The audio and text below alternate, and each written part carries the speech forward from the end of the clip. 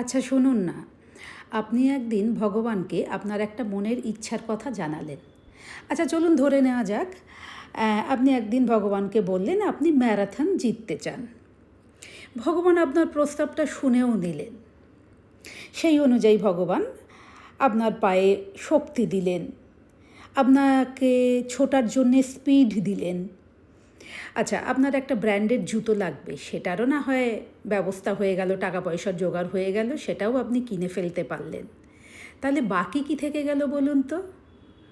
হ্যাঁ, ঠিকই ধরেছেন, বাকি থেকে গেল আপনার দৌড়ানোটা, যেটা আপনাকেই করতে হবে, তাই তো? দেখবেন আমাদের জীবনেও আনুষঙ্গিক হয়তো অনেক কিছু রয়েছে, কিন্তু আমার একটা নির্দিষ্ট রোল রয়েছে, সেটাকে আমাকেই প্লে করতে হবে। সেটা কিন্তু অন্য কেউ পারবে না।